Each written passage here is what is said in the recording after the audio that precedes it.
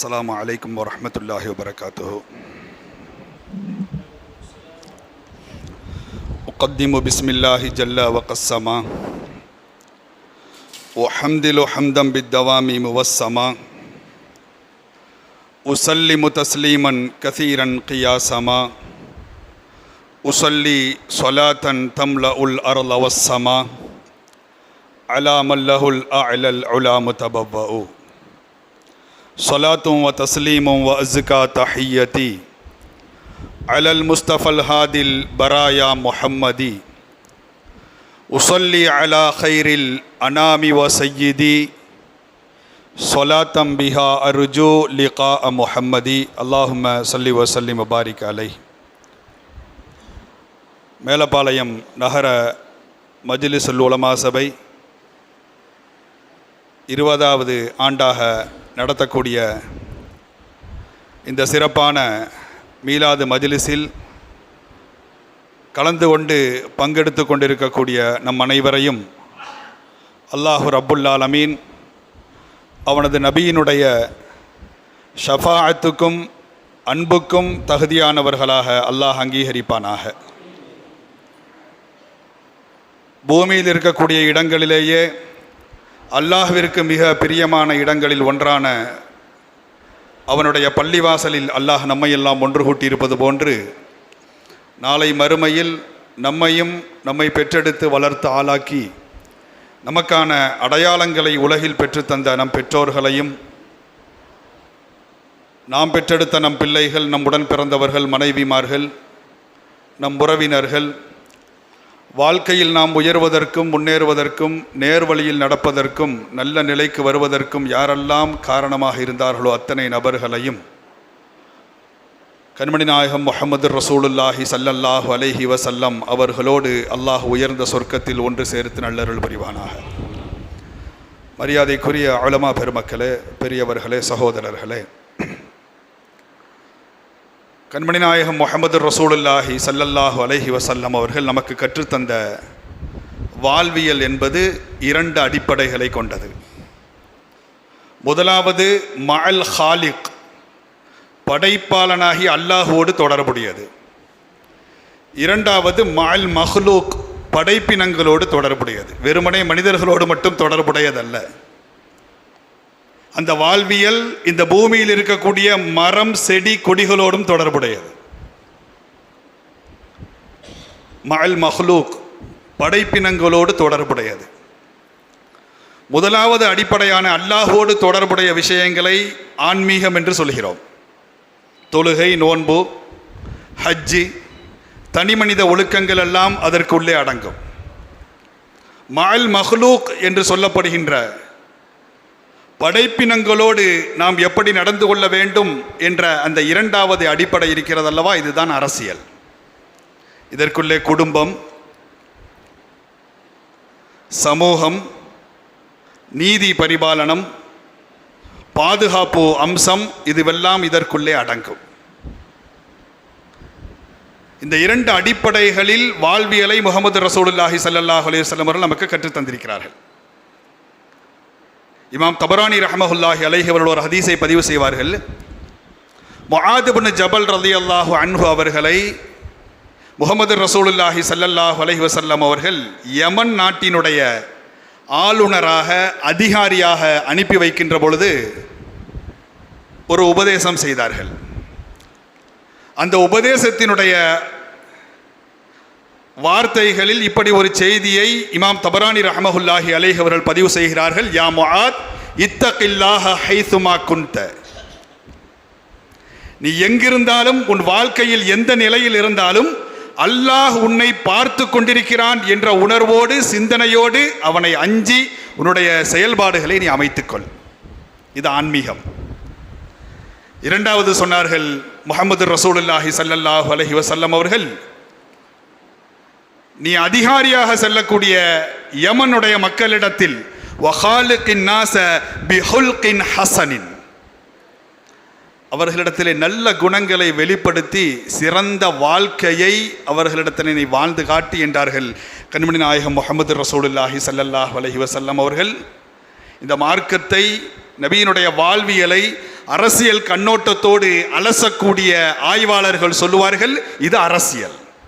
இத்தகில்லாஹ ஹைசுமா குன்த என்ற அந்த வார்த்தை ஆன்மீகம் என்றால், அதிகாரியாக அனுப்பப்பட்ட முஆத் இப்னு ஜபலுக்கு நீ மக்களிடத்திலே நல்ல விதமாக நடந்து கொள் என்று சொல்லப்பட்ட அந்த இரண்டாவது உபதேசம், அதுதான் அரசியல். ஒரு பேருண்மையை முதலில் மனதிலே நாம் பதித்துக் கொள்ள வேண்டும். முஹம்மது ரசூலுல்லாஹி ஸல்லல்லாஹு அலைஹி வஸல்லம் அரசியலில் அவர்கள் எவ்வளவு ஹிக்மத்தோடு ஒவ்வொரு விஷயங்களையும் கையாண்டார்கள். அரசியல் சாணக்கியம் அவர்களிடத்திலே எவ்வளவு மிக பிரமாதமாக வெளிப்பட்டது என்ற விஷயங்களுக்கு உள்ளே நாம் போவதற்கு முன்பாக ஒரு அடிப்படையை, ஒரு பேருண்மையை நம்முடைய உள்ளத்தில் நாம் பதித்துக் கொள்ள வேண்டும். ஆன்மீகம், அரசியல், இந்த இரண்டும் இந்த மார்க்கத்தினுடைய அடிப்படை. அது மட்டுமல்ல, இந்த இரண்டும் ஒன்றோடு ஒன்று பின்னி பிணைந்ததும் கூட. வஅபுது ரப்பக்கும் வஃஅலுல் கைர் என்று குர்ஆன் சொல்கிறது. இறைவனை வணங்குங்கள், வஃஅலுல் கைர், நல்ல சேவைகளை உங்கள் வாழ்க்கையிலே நீங்கள் முன்னெடுங்கள் என்று ஆன்மீகத்தையும் அரசியலையும் அல்லாஹ் குர்ஆனிலே இணைத்து பேசுகிறான். ஆன்மீகம் இல்லாத அரசியல் ஆபத்தானது. ஆன்மீகம்தான் அசல், அதுதான் அடிப்படை. ஆன்மீகம் இல்லாத அரசியல் ஆபத்தானது. அதனால் எப்படிப்பட்ட ஆபத்துகள் வெளிப்படும்? குர்ஆனிலே அல்லாஹ் ரப்புல் ஆலமீன் ஃபிர்அவுனை உதாரணமாக்கி ஆன்மீகம் இல்லாத அரசியல் எப்படியெல்லாம் ஆபத்தாக மாறும் என்பதற்கு குர்ஆனில் ஃபிர்அவுனை அல்லாஹ் உதாரணமாக்கி சொல்லுவான்.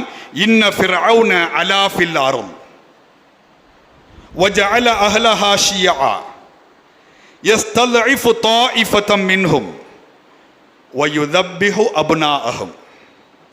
4 அரசியல் ஆபத்துகளை அல்லாஹ் இங்கே பட்டியலிடுகிறான். அரசியலில் ஆன்மீகம் இல்லை என்றால் அது எவ்வளவு ஆபத்தாக மாறும் என்பதை மனித சமுதாயத்திற்கு சுட்டி காட்டுவதற்கு அல்லாஹ் 4 விதமான ஆபத்துகளை பட்டியலிடுகிறான். முதலாவது, ஆன்மீகம் இல்லாத அரசியலில் அதிகாரத்தில் நான் என்ற திமிர் இருக்கும், அதிலே சர்வாதிகாரம் இருக்கும். இரண்டாவது, அது மக்களை பிரித்து தன்னுடைய அரசியல் அதிகாரத்தை தக்க வைக்கும். வஜஅல அஹ்லஹா ஷியஆ, மக்களை பிரித்தாலும் ஆட்சியை அது நடத்தும். மூன்றாவது, யஸ்தல்இஃபு தாயிஃபதம் மின்ஹும், ஒரு சமூகத்தை அல்லது அந்த நாட்டில் இருக்கக்கூடிய, அந்த அரசின் கீழ் இருக்கக்கூடிய பலகீனமானவர்களுடைய உரிமைகளை பறித்து அவர்களை ஒடுக்கும்.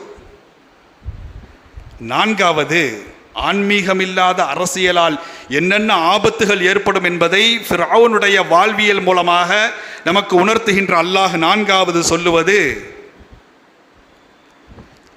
அந்த அரசுக்கு எதிராக செயல்படக்கூடியவர்களை, அந்த அரசுக்கு எதிரான சிந்தனையாளர்களை படுகொலை செய்து அவர்களை அழிப்பதற்கு அந்த அரசு எல்லா நடவடிக்கைகளையும் எடுக்கும்.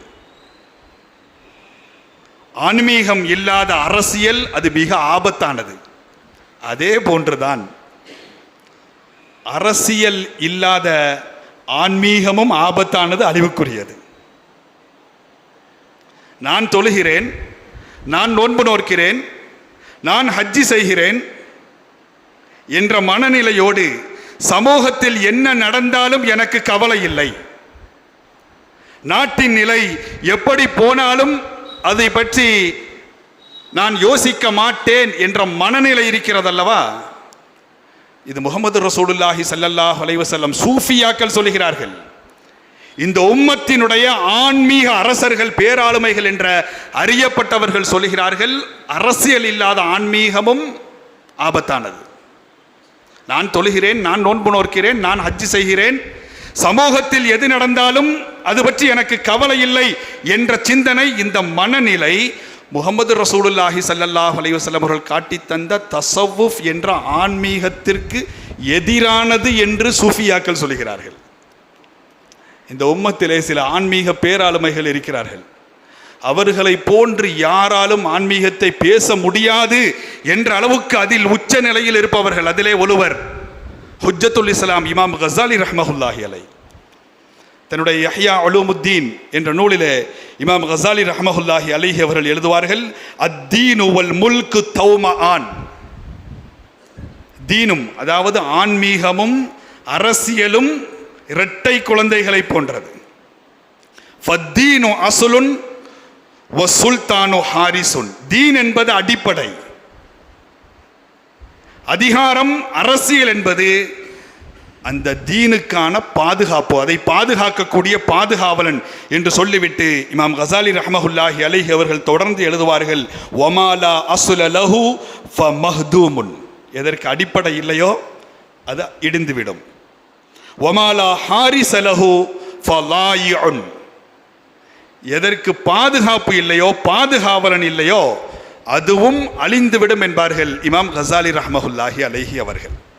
சுருக்கமான வார்த்தைகளில் இமாம் கஸாலி ரஹ்மஹுல்லாஹி அலைஹி அவர்களுடைய கருத்துக்களை ஏராளமான இடங்களில் யஹ்யா உலூமுத்தீனிலே குறிப்பாக இல்மு கல்வி தொடர்பான பாடங்களில் இமாம் கஸாலி ரஹ்மஹுல்லாஹி அலைஹி அவர்கள் ஆழமான அரசியலை பேசுகிறார்கள்.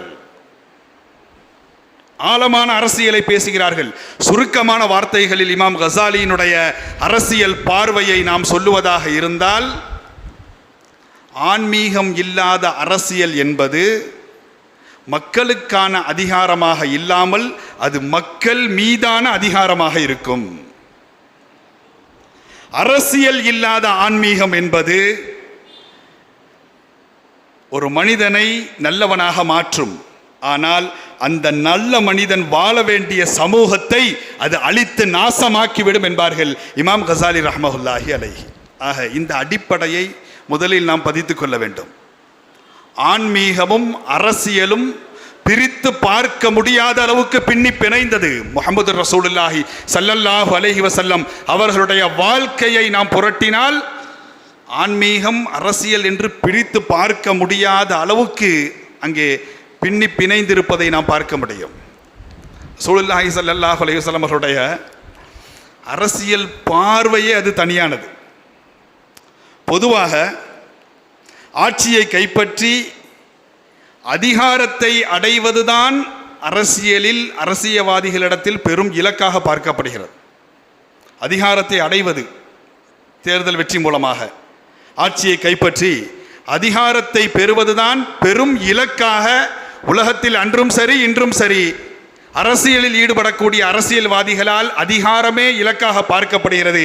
ஆனால் முஹம்மது ரசூலுல்லாஹி ஸல்லல்லாஹு அலைஹி வஸல்லம் பார்வை வேறு விதமானது.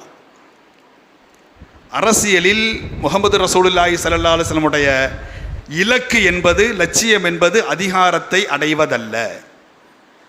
அவர்களுடைய வாழ்க்கையை நீங்கள் ஆராய்ந்தால் தெரியும், அதிகாரம் ஒருபோதும் நபியினுடைய இலக்காக இருந்ததே இல்லை.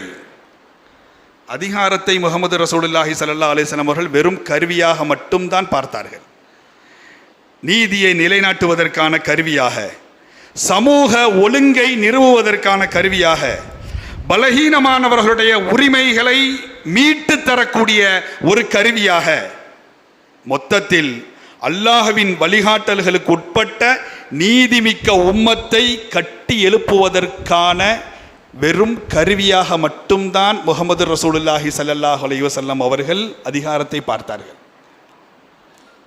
மக்கா வாழ்வை நாம் கவனித்தால் நமக்கெல்லாம் தெரியும், இலக்கு மட்டுமே நபிக்கு அதிகாரமாக இருந்திருந்தால் குறைஷிகளுடன் சமாதானம் செய்து மக்கா வாழ்க்கையிலேயே முஹம்மது ரசூலுல்லாஹி ஸல்லல்லாஹு அலைஹி வஸல்லம் அவர்கள் அதை அடைந்திருக்கலாம். அதற்கான ப்ரொபோசல், நீங்கள் உங்களுடைய கொள்கையை கைவிட்டு விட்டால் நீங்கள் விரும்பும் செல்வத்தை உங்களுக்கு தருகிறோம், உங்கள் இலக்கை உங்கள் கொள்கையை நீங்கள் மாற்றிக்கொண்டால் நீங்கள் விரும்பும் அதிகாரத்தை நாங்கள் உங்களுக்கு தருகிறோம் என்ற அந்த ப்ரொபோசல்,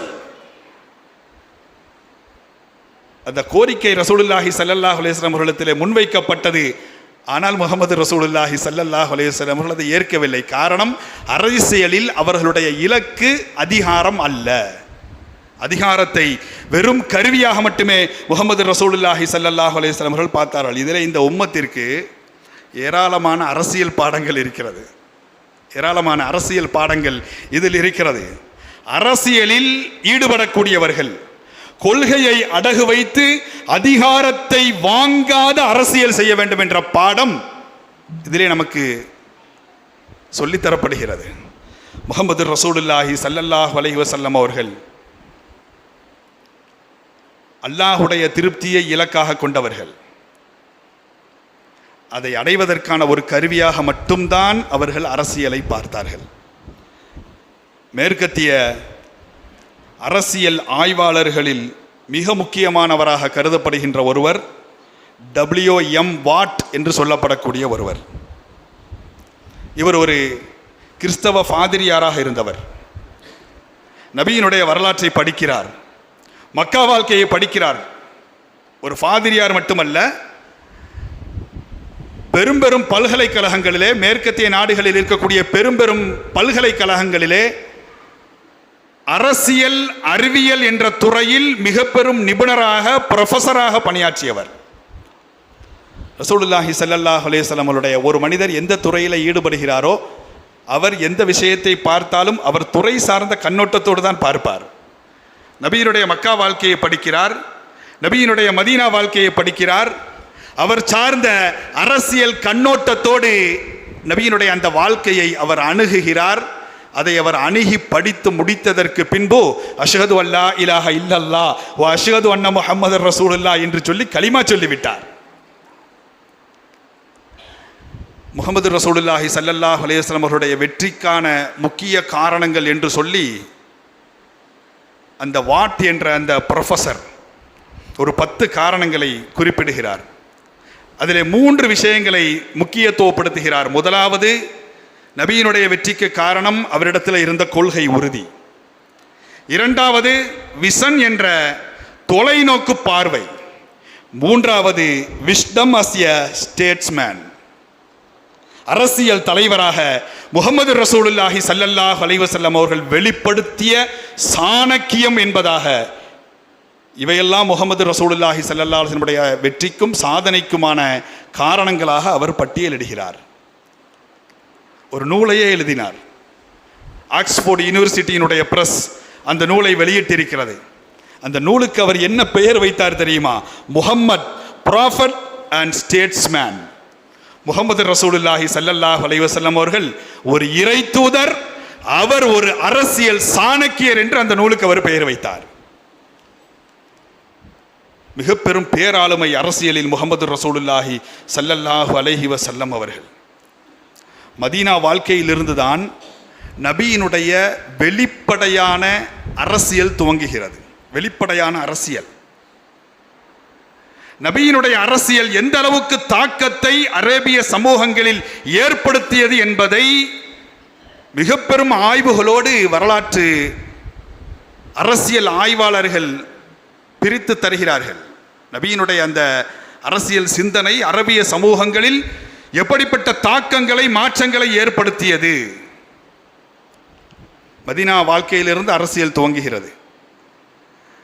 தங்களுடைய அரசியல் துவக்கத்தில் இந்த உம்மத்தை பலப்படுத்துவதற்காக தொடர்ந்து இந்த உம்மத் அரசியலில் அதிகாரத்தோடு இருப்பதற்கான ஆரம்பகட்ட நடவடிக்கைகளாக 3 நடவடிக்கைகளை முஹம்மது ரசூலுல்லாஹி ஸல்லல்லாஹு அலைஹி வஸல்லம் அவர்கள் முன்னெடுக்கிறார்கள். பினா உல் மஸ்ஜித், முதலாவது மதீனாவில் ஒரு பள்ளிவாசலை கட்டினார்கள், மஸ்ஜித் நபவி.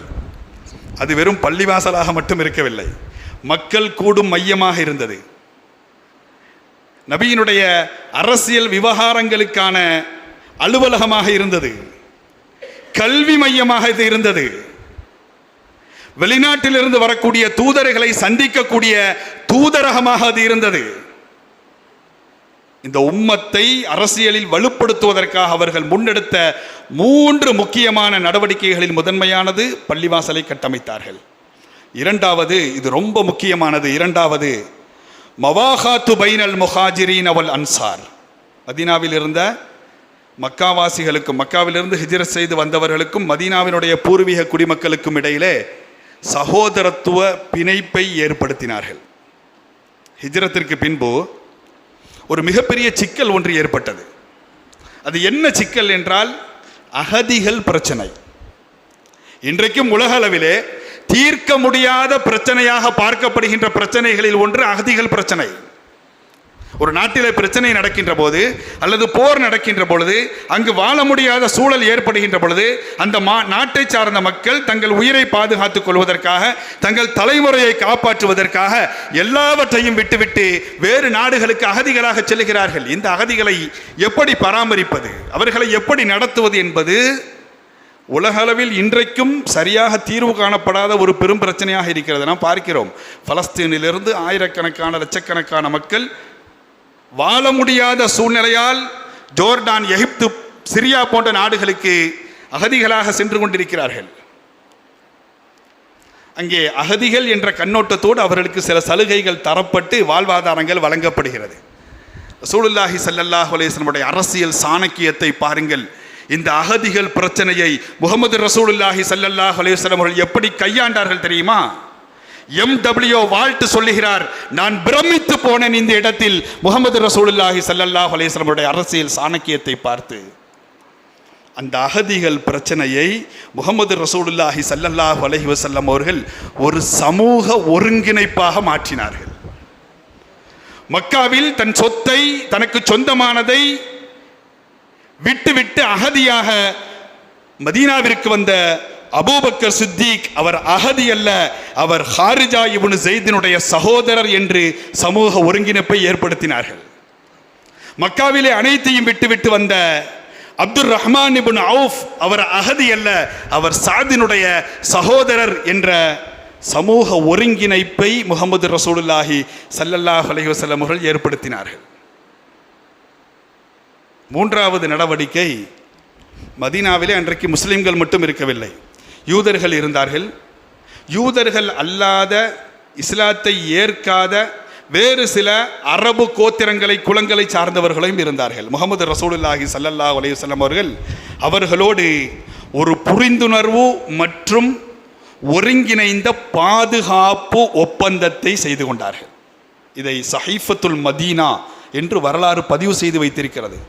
மதீனாவினுடைய அரசியல் சாசனம், உலக வரலாற்று ஆய்வாளர்கள் சொல்லுவார்கள், இந்த உலகத்தில் முதலில் எழுத்து ரீதியாக கொண்டு வரப்பட்ட அரசியல் சாசனம் முகமது ரசூலுல்லாஹி ஸல்லல்லாஹு அலைஹி வஸல்லம் அவர்களால் மதீனாவில் உருவாக்கப்பட்ட சஹீஃபத்துல் மதீனா என்ற அந்த மதீனா சாசனம் தான் உலகத்தினுடைய எழுத்துப்பூர்வமான முதல் அரசியல் சாசனம். அதற்கு முன்பு எத்தனையோ பேரரசுகள் உலகத்திலே ஆட்சியை நடத்தி இருக்கிறார்கள். அந்த காலத்திலே கூட ரோம பேரரசு இருந்தது. அதே சமகாலத்தில் பாரசீக பேரரசு இருந்தது. ஆனால் யாரிடத்திலையும் எழுத்துப்பூர்வமான அரசியல் சாசன சட்டம் என்று ஒன்று கையில் இல்லை. மன்னர்கள் மனதில் அவ்வப்போது எதை நினைக்கிறார்களோ, அவர்களுக்கு எது தோன்றுகிறதோ உலக வரலாற்றில் அதுவரை அதுதான் அரசியல் சாசனமாக கருதப்பட்டது. முதலாக எழுத்துப்பூர்வமான ஒரு அரசியல் சாசனத்தை முகமது ரசூலுல்லாஹி ஸல்லல்லாஹு அலைஹி வஸல்லம் அவர்கள் கொண்டு வந்தார்கள். அரேபிய சமூகங்களுடைய அரசியல் சூழலையே அப்படியே மாற்றினார்கள் முகமது ரசூலுல்லாஹி ஸல்லல்லாஹு அலைஹி வஸல்லம் அவர்கள்.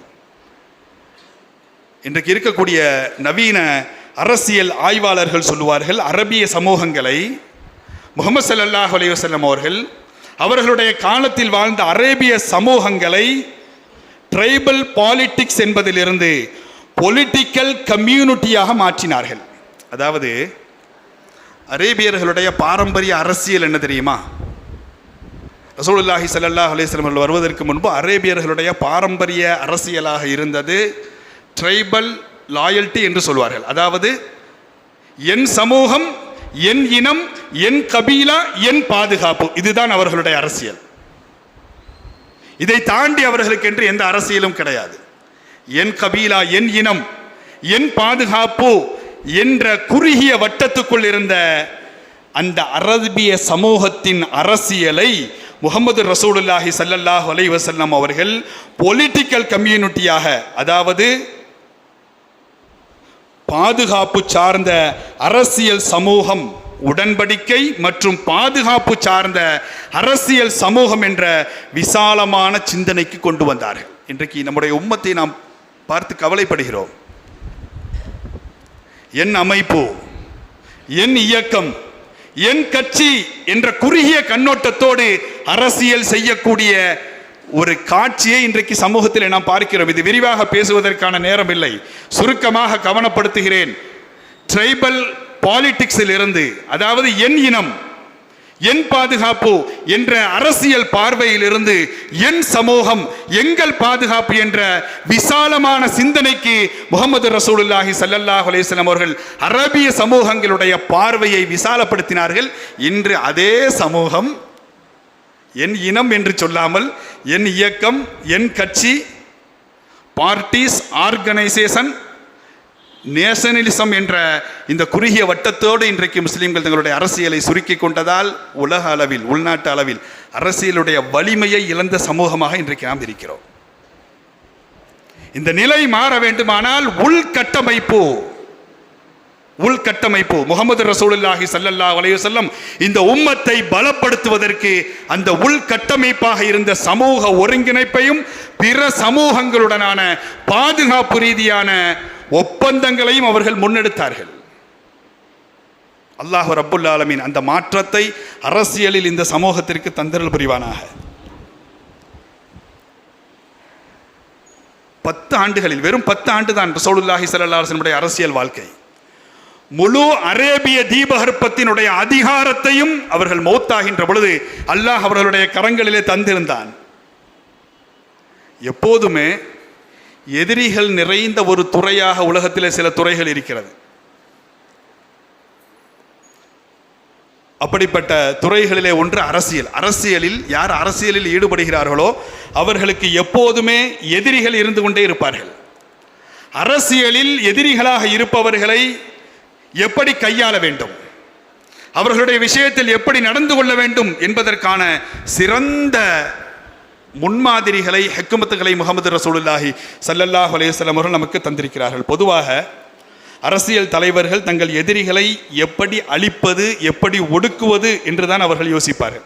நடைமுறையில் நாம் பார்க்கிறோம், ஒரு ஆட்சி, ஒரு அரசு ஆட்சியை இழந்து, அதிகாரத்தை இழந்து விட்டால் அடுத்து வரக்கூடிய ஆட்சியில் இருப்பவர்கள் பழைய ஆட்சியாளர்களை ஒடுக்குவது, பழிவாங்குவது, பல்வேறு காரணங்களுக்காக அவர்களை கைது செய்வது, அதற்காக அரசு துறைகளையே பயன்படுத்துவது என்றெல்லாம் நடக்கக்கூடியதை, நடவடிக்கைகளை இன்றைக்கு நாம் பார்த்து கொண்டிருக்கிறோம்.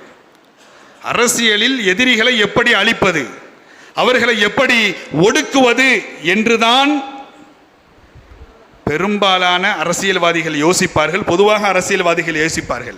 முகமது ரசூலுல்லாஹி ஸல்லல்லாஹு அலைஹி வஸல்லமுடைய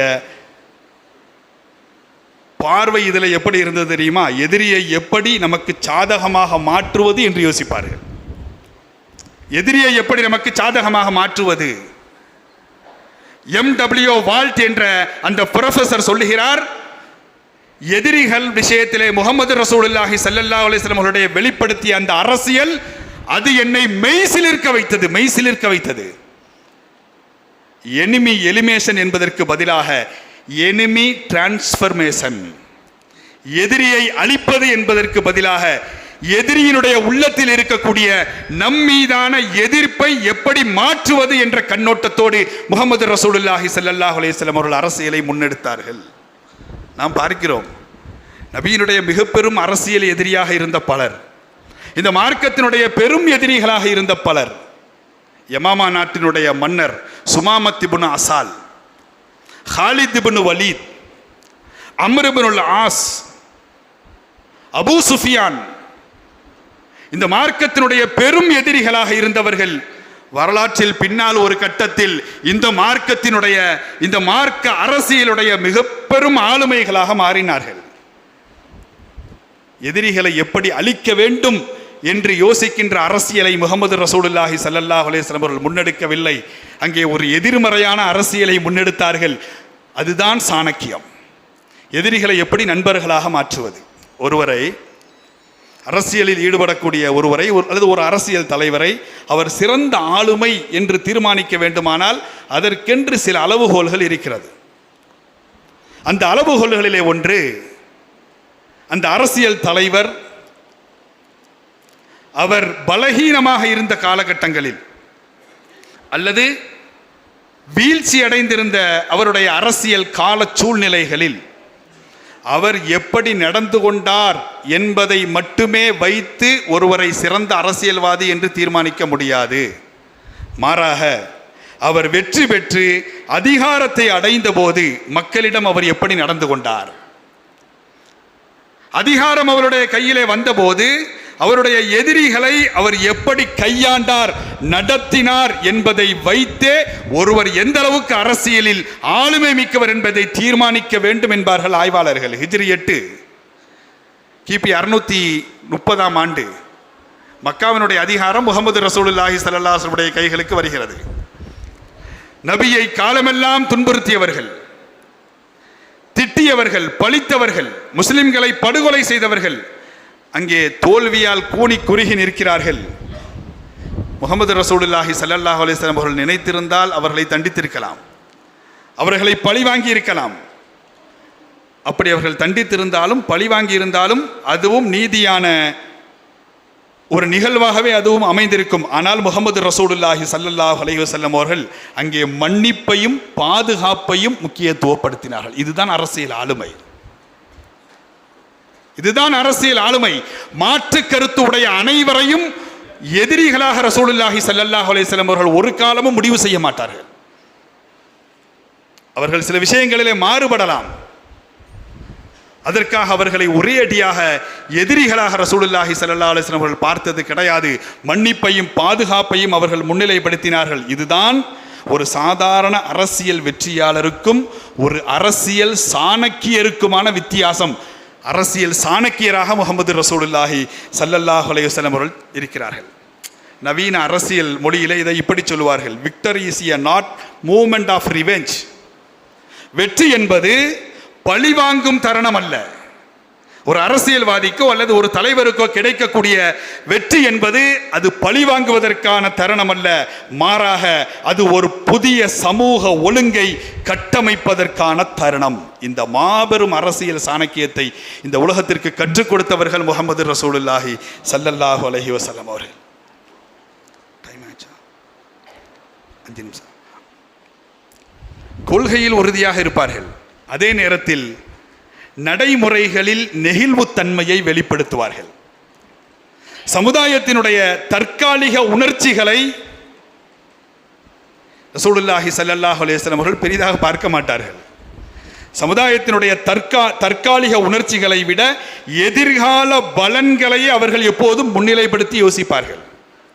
ஹிஜ்ரி 6 ஆண்டு கிபி 628 1400 சஹாபாக்களோடு உம்ரா செய்வதற்காக மக்காவும் மக்காவினுடைய அதிகாரமும் காபாவினுடைய நிர்வாகமும் குறைஷி முஷ்ரிக்கீன்களுடைய கையில் இருந்த அந்த காலகட்டத்தில் 1400 சஹாபாக்களோடு உம்ரா செய்வதற்காக புறப்பட்டு வருகிறார்கள். ஹுதைபியா என்ற இடத்தில் தடுத்து நிறுத்தப்படுகிறார்கள். அவர்களை மக்காவிற்குள் நுழைய விடாமல் மக்காவினுடைய குறைஷிகள் தடுத்து நிறுத்துகிறார்கள். அந்த இடத்திலே முஸ்லிம்களுக்கும் குறைஷிகளுக்கும் இடையிலே ஒரு ஒப்பந்தம் கையெழுத்தானது. ரசூலுல்லாஹி ஸல்லல்லாஹு அலைஹி வஸல்லம் அவர்களுடைய அரசியல் சாணக்கியத்தின் உச்சத்தை நீங்கள் பார்க்க வேண்டுமானால் ஹுதைபியாவை நீங்கள் பார்த்துக் கொள்ளலாம் என்பார்கள் வரலாற்று ஆய்வாளர்கள். ஒப்பந்தம் கையெழுத்தானது. சுஹைல் இப்னு அம்ர் குறைஷிகளின் தரப்பிலிருந்து வந்திருக்கிறார். ரசூலுல்லாஹி ஸல்லல்லாஹு அலைஹி வஸல்லம் அவர்கள் ஒப்பந்தத்திற்கான வாசகங்களை சொல்லுகிறார்கள். அலி ரலியல்லாஹு அன்ஹு அவர்கள் ஒப்பந்தத்தை எழுதுகிறார்கள். சொன்னார்கள் ரசூலுல்லாஹி ஸல்லல்லாஹு அலைஹி வஸல்லம், யா அலி உக்துப் பிஸ்மில்லாஹிர் ரஹ்மானிர் ரஹீம், பிஸ்மில்லாஹிர் ரஹ்மானிர் ரஹீம் என்று எழுதுங்கள் என்று சொல்லுகிறார்கள் துவக்கத்தில், ஆரம்பத்தில். சுஹைல் இப்னு அம்ர் சொல்லுகிறார், இது என்ன புதிய நடைமுறை? நம்முடைய பாரம்பரிய நடைமுறை என்ன? நம்முடைய பழைய பழக்கம் என்ன? பிஸ்மிக் அல்லாஹும்ம, இறைவா உன் பெயரால் ஆரம்பிக்கிறேன். இதுதான் நம்முடைய பாரம்பரிய நடைமுறை. உங்களுடைய நடைமுறைப்படியெல்லாம் இதில் எழுதக்கூடாது, பிஸ்மிக் அல்லாஹும்ம என்றுதான் எழுத வேண்டும் என்று சொல்லுகிறார். ரசூலுல்லாஹி ஸல்லல்லாஹு அலைஹி வஸல்லம் அவர்கள் ஏற்றுக்கொள்கிறார்கள். அதற்கு அடுத்து நபி அவர்கள் வாசகம் சொல்லுகிறார்கள், ஹாதா மா கால அலைஹி முஹம்மது ரசூலுல்லாஹ். இது முஹம்மது ரசூலுல்லாஹி ஸல்லல்லாஹு அலைஹி வஸல்லம் அவர்கள் ஏற்படுத்தக்கூடிய ஒப்பந்தம் என்ற ஒரு வார்த்தையை நபி அவர்கள் சொல்லுகிறார்கள். இப்போதும் சுஹைல் இப்னு அம்ர் குறுக்கிடுகிறார், அது என்ன முஹம்மது ரசூலுல்லாஹ், அது என்ன அல்லாஹுடைய தூதர்? உங்களை நாங்கள் அல்லாஹுடைய தூதர் என்று அங்கீகரித்திருந்தால் நமக்குள் தான் பிரச்சனையே இருந்திருக்காது.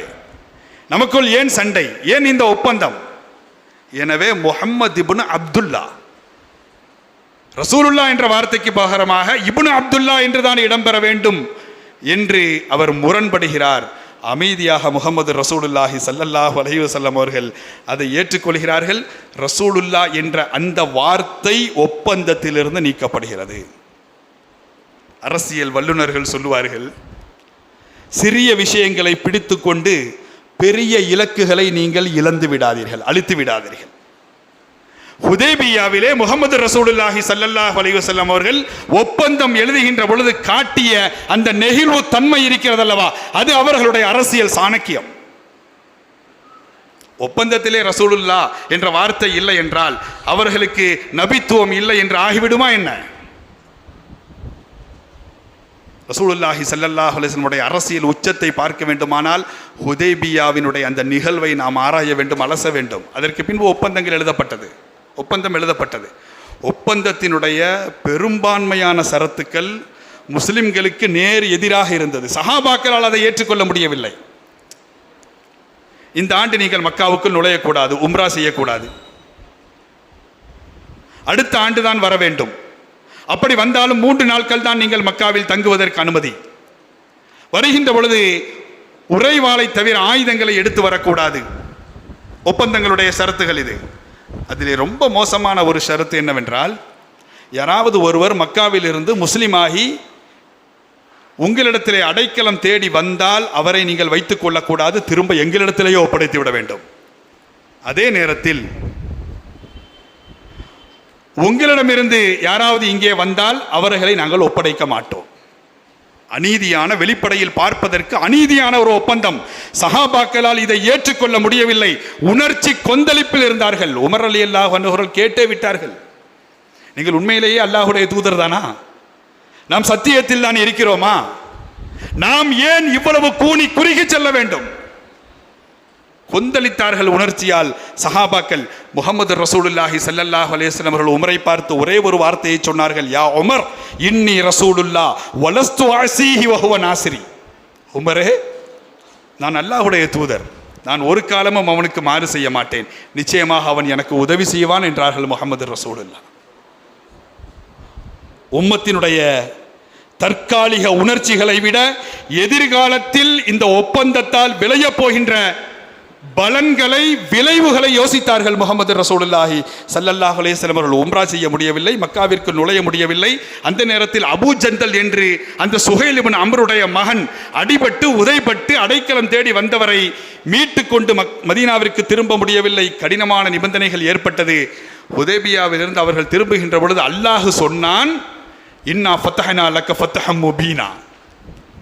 மக்காவுக்குள் நுழைய முடியவில்லை, உம்ரா செய்ய முடியவில்லை, கடினமான நிபந்தனைகள் ஒப்பந்தத்திலே ஏற்றுக்கொள்ளப்பட்டது. ஆனாலும் அல்லாஹ் ஃபத்தஹம் முபீனா, தெளிவான வெற்றி என்றான். அது என்ன தெளிவான வெற்றி? தஃப்சீரிலே எழுதுவார்கள், போர் நிறுத்தம் என்பது ஒப்பந்தம். 10 ஆண்டு போர், ஒருவருக்கு ஒருவர் போர் புரியக்கூடாது என்பதும் அந்த ஒப்பந்தத்திலே ஒன்று. 10 ஆண்டு அந்த போர் நிறுத்தத்தால் மக்களிடையே தொடர்பு அதிகரித்தது. முஸ்லிம்கள் வியாபாரத்திற்காக வெளியே சென்றால் கூட அவர்களை பிடிப்பது, கைது செய்வது, துன்புறுத்துவது, கொலை செய்வது வாடிக்கையாக நடந்தது. அதுவெல்லாம் இனிமேல் நடக்காமல் போனது. தாவாவுக்கான வாய்ப்பு விருந்தது.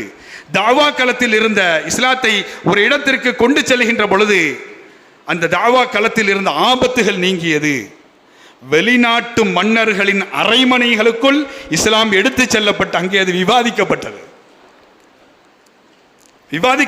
அரண்மனைகளில் இஸ்லாத்தை பற்றி பேசப்பட்டது. நபியினுடைய மக்கா வாழ்க்கையிலிருந்து ஹுதைபியா வரை சுமார் 19 ஆண்டுகள். அப்போது இஸ்லாத்தை ஏற்றுக்கொண்டு முஸ்லிம்களாக இருந்தவர்களுடைய எண்ணிக்கையை விட ஹுதைபியாவுக்கு பிந்தைய 2 ஆண்டுகளில் முஸ்லிம்களுடைய எண்ணிக்கை பன்மடங்காக பெருகியது. இதுதான் ஃபத்தஹம் முபீனா. இது ஃபத்தஹம் முபீனா. ரசூலுல்லாஹி, அது மட்டுமல்ல, இதிலே மறைமுகமான சில வெற்றிகளும் இருக்கிறது. ரசூலுல்லாஹி ஸல்லல்லாஹு அலைஹி வஸல்லம் அவர்களையும் முஸ்லிம்களையும் அதுவரை மக்காவினுடைய குறைஷிகள் ஒரு அரசியல் சக்தியாக அங்கீகரிக்கவே இல்லை. எப்போது ரசூலுல்லாஹி ஸல்லல்லாஹு அலைஹி வஸல்லம் அவர்களை ஹுதைபியாவிலே ஒப்பந்த மேசையில் அமர வைத்தார்களோ அப்போது ஒட்டுமொத்த அரபு சமூகமும் மதீனாவினுடைய அரசை அங்கீகரித்தது. சமுதாயத்தில் இருக்கக்கூடிய மக்களுடைய தற்காலிக உணர்ச்சிகளுக்கு இடம் தராமல் எதிர்காலத்தில் விளையப் போகின்ற பலன்களை குறித்து யோசித்தார்கள் முஹம்மது ரசூலுல்லாஹி ஸல்லல்லாஹு அலைஹி வஸல்லம் அவர்கள். இது அவர்களுடைய அரசியல் சாணக்கியத்தின் எடுத்துக்காட்டு. வெற்றி என்பது எதிரிகளிடம் சண்டையிட்டு அவர்களை அழிப்பது மட்டுமல்ல வெற்றி. உங்கள் பெரிய இலக்கை அடைவதற்கான கதவுகள் பேச்சுவார்த்தைகள் மூலமாக, ஒப்பந்தங்கள் மூலமாக திறந்தாலும் அதுவும் வெற்றி என்பார்கள் வரலாற்று ஆய்வாளர்கள். அந்த கண்ணோட்டத்தோடு முஹம்மது ரசூலுல்லாஹி ஸல்லல்லாஹு அலைஹி வஸல்லம் அவர்கள் தங்களுடைய அரசியலின் ஒவ்வொரு நகர்வுகளையும் அவர்கள் நகர்த்தி சென்றார்கள். இந்த உம்மத் இன்றைக்கு அரசியலிலே மிக வலுவிழந்த சூழ்நிலையில் இருக்கிறது. நான் ஆரம்பத்திலே சொன்னது போன்று என் இனம், என் சமூகம், என் பாதுகாப்பு என்ற குறுகிய கண்ணோட்டத்தோடு இருந்த அரேபிய சமூகத்தின் அரசியல் பார்வையை பொலிட்டிக்கல் கம்யூனிட்டியாக